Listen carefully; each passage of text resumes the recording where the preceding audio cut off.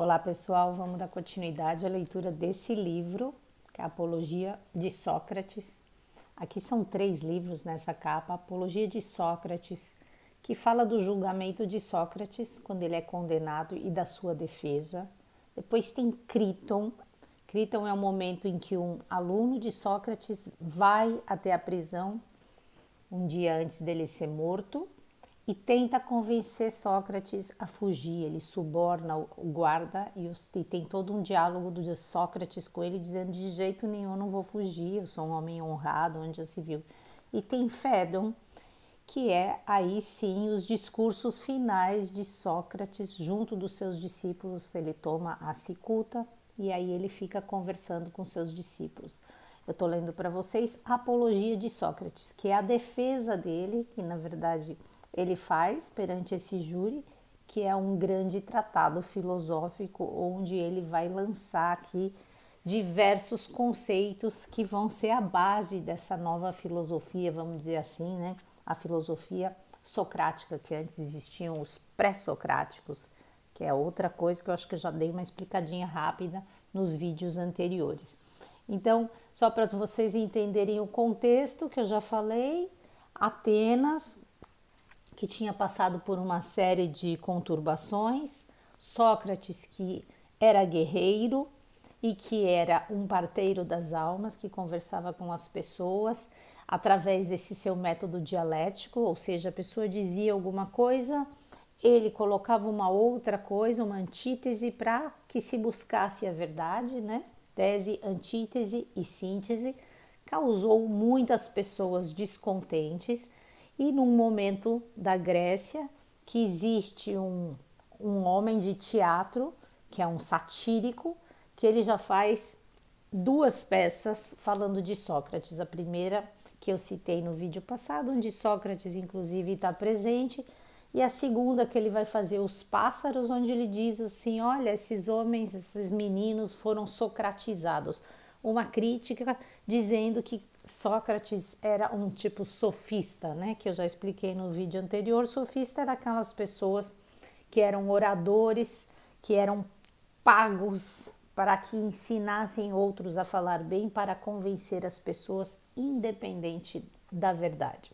Sócrates, que recebeu a informação de Xenofontes de que foi ao oráculo de Delfos, que era um local onde os deuses falavam através, né, desses oráculos. Ele vai até lá, Xenofonte, Sócrates recebe essa informação de que o oráculo teria dito que Sócrates era o homem mais sábio de Atenas, e ele sai, acha aquilo tudo muito estranho e sai conversando com pessoas e investigando se as pessoas sabiam, e cria com isso muitas inimizades, e que vai então derivar inclusive aquela frase, né? Só sei que nada sei. Então vamos continuar na primeira parte do livro. Então existe o Sócrates dizendo: olha, eu ignoro o que vocês estão dizendo e me causa espanto, dizendo que eu minto, né? Que eu sou hábil, porque começa a acusação assim, dizendo, né, para as pessoas: olha, para o júri, esse homem aí, ele fala muitas mentiras, tomem cuidado. E aí a primeira defesa dele dizendo: olha, eu não faço isso, eu não minto. Ele está dizendo basicamente: eu não sou um sofista. Para ele interessa mais a verdade. Aí logo na sequência, então, ele vai dizer que é justo que ele comece a responder essas calúnias que foram feitas por esses garotos, né? Ele é acusado por 3 jovens que se sentem prejudicados, entre outras coisas, porque diz que todo esse ciclo de tirania que aconteceu nesse período na Grécia, algumas dessas pessoas foram alunos de Sócrates. Então, 3 jovens se sentem prejudicados quando cai o regime dos tiranos. Eles vão até lá nesse sistema jurídico e acusam Sócrates, que agora vai ter que se defender. Então, vamos continuar de onde eu parei.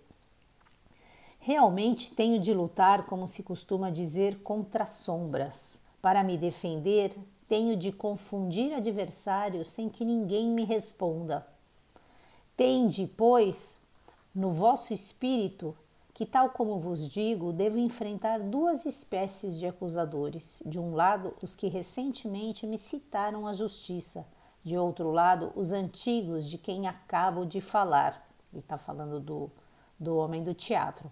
Considerai que será a estes últimos que devo começar por responder, pois que foi deles que primeiro ouvistes as acusações, e muitas mais que as dos outros mais recentes.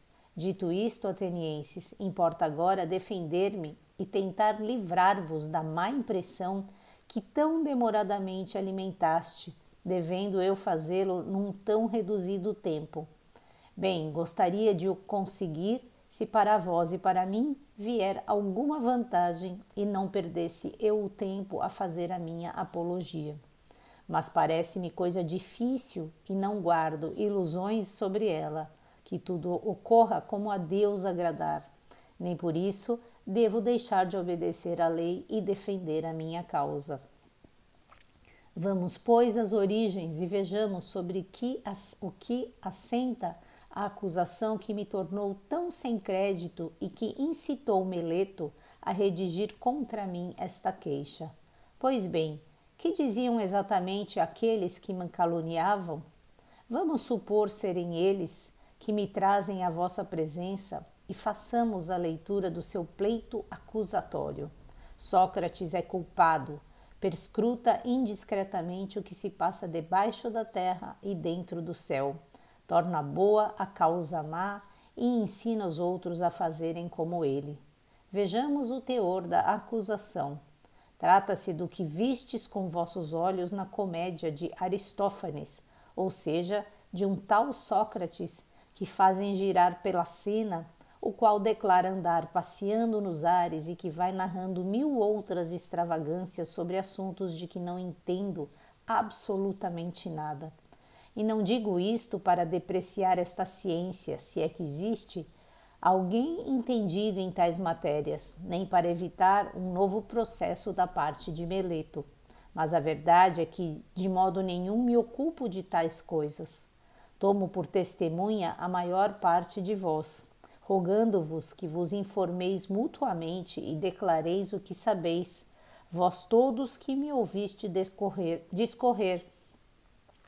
Muitos dentre vós estão neste caso. Digam uns aos outros se alguma vez algum de vós me ouviu discorrer pouco ou muito sobre tais assuntos, a vez de reconhecer que aí, como todos os boatos que a multidão faz circular a meu respeito, são da mesma índole. Ou seja, ele aqui está mostrando, né, essa ideia de que existe já essa xiste sobre ele, através do Aristófanes, que lançou a primeira as nuvens, um espetáculo, depois ele faz os pássaros e coloca Sócrates como um sofista. E aí, que dizem, né? A primeira coisa que ele tem que defender aqui é assim, não sou um sofista, eu estou em busca da verdade. E aí ele vai aqui começar a combater um por um dos argumentos, né? Dos seus acusadores. O primeiro deles, né, que está dizendo isso. Então ele diz que ele está fazendo mal para os outros, e ele fala como é que eu posso estar fazendo mal, né? E é uma coisa que depois ele vai explicar, porque se eu faço mal a alguém, eu também vou receber o mal. Então não seria possível que eu estivesse fazendo mal para alguém se eu vou receber alguma coisa que não faria nenhum sentido. Então ele vai aqui começar um argumento atrás do outro, rebater, né? E no final ele vai dizer como é que eu posso estar sendo acusado por essas coisas, né? Por exemplo, já vou adiantar aqui, ele também está sendo acusado de não acreditar em Deus e também por louvar deuses estranhos, e aí ele vai dizer não tem sentido, né? Porque se eu não acredito em Deus, eu não posso estar incitando os jovens a louvar deuses estranhos. Então, ou eu não acredito em Deus, e aí eu não vou incitar os jovens, né? Porque eu não acredito em Deus. Agora, se eu estou incitando jovens a acreditarem em novos deuses, é porque eu acredito em Deus. Então, ele vai aqui, isso é muito belo, né? Ele vai combatendo um argumento atrás do outro. Eu vou ler só mais um pouquinho. Efetivamente, não há nada de real em tais boatos, como também não há qualquer verdade se alguém ainda vos disser que me dedico a ensinar e me faço pagar por isso. Aliás, não quero dizer que não considere excelente ser capaz de educar os homens como fazem Górgias de Leontinos, Pródigo de Céus, Hípias de Elis. Cada um destes mestres, ó atenienses, em qualquer cidade a que se dirigem, tem o dom de atrair os jovens e mesmo que estes possam frequentar, sem gastar dinheiro algum, dos seus concidadãos que lhes agrade, logo os convencem a deixarem a companhia de seus concidadãos para se ligarem a eles, pagando-lhes os jovens por isso e ainda considerando-se muito agradecidos. Ele aqui novamente citando os sofistas, ele está dizendo, lembrando, Sócrates era pobre, seus alunos eram ricos, Platão era muito rico, veio de uma nobreza e ele não fazia nada por dinheiro. Então ele está dizendo, olha, eu não faço por dinheiro. E aqui já ironizando, né, mostrando assim, mas existem homens na cidade, esses sim que são os sofistas, que são os da oratória, que querem convencer, esses sim fazem por dinheiro e eles atraem esses jovens que poderiam estar aprendendo gratuitamente, né, e tiram para isso, né? E aí ele vai agora falar um pouco mais sobre isso. Continuamos esse livro amanhã. Pessoal, leiam o livro, tá bem? Se não fica difícil acompanhar assim. Beijos para vocês e até amanhã, se Deus quiser. Bye, bye.